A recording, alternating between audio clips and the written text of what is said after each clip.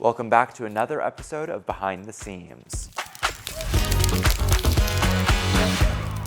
Every week we're breaking down the who, the what, and the how we did all of this for RuPaul's Drag Race Season 18. Category is Animal Attraction.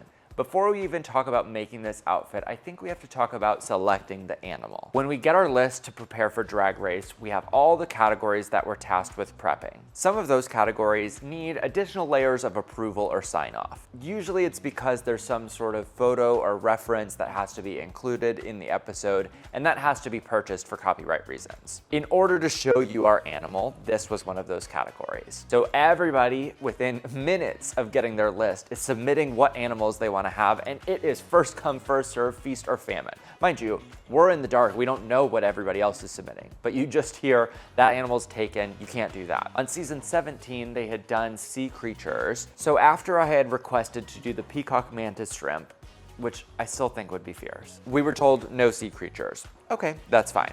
Taking about a day to brainstorm with my partner, we had come up with my sort of top 3 animals, and I went ahead and just submitted those all. In order, they were a chameleon, a pangolin, and a poison dart frog.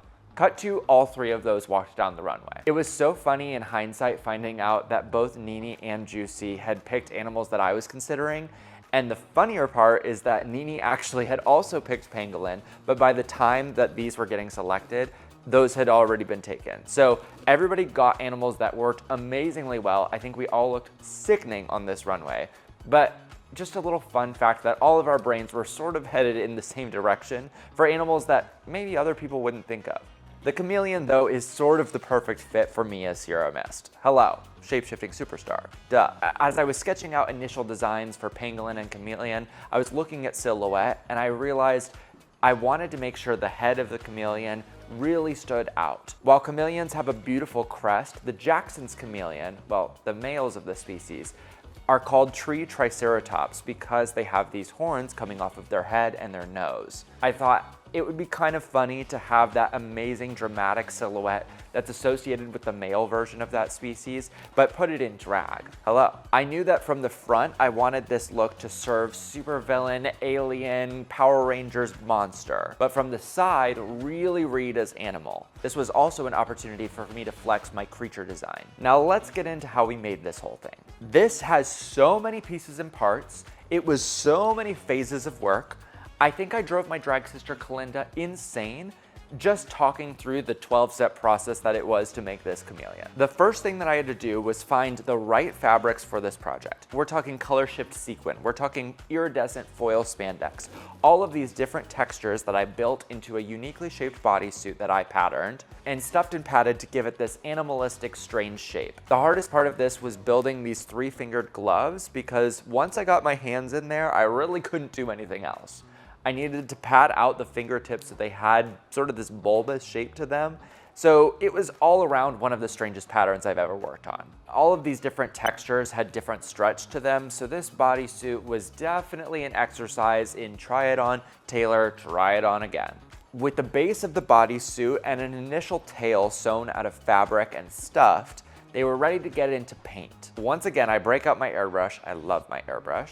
I was able to detail this to hide my seam lines and make it all feel like it's one cohesive pattern. This also gave me the ability to play with color and texture, so I could take the sequin of one fabric and add a gradient or bring in other colors so it all was really cohesive. Next, we get into some of the more challenging construction. This is where having like a background in cosplay or construction or fabrication really came in handy.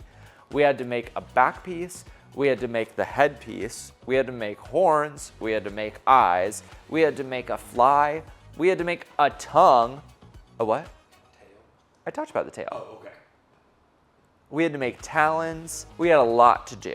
The more structural pieces were something that I patterned out of poster board first, had my friends cut out of EVA foam, thank you Maddie and Kalinda, and then we had to cut that yet again out of Warbla to cover the EVA foam in something that was gonna be more rigid. This allowed me to fold the back piece in half in my packing, and then it could respring out once we were done so it was ready for the runway. The headpiece, however, was not quite as flexible. That was something that needed to be durable and strong. Covering all of that EVA foam with Worbla definitely achieved that, but then we needed to make it beautiful. Christopher helped to cover the headpiece in that orange sequin fabric, so that way everything was ready for embellishment. With the headpiece and the back piece painted and covered in fabric, now began the laborious task of stoning. Now this was Kalinda's passion project, but I'm pretty sure everybody had a hand in touching the Chameleon at some point. I had so many different types of stones, different sizes, different textures, different colors. We're talking halfback pearls, we're talking rhinestones, long kind of scaly looking ones. I knew that with how many colors are in the Chameleon, especially in the reference that I picked,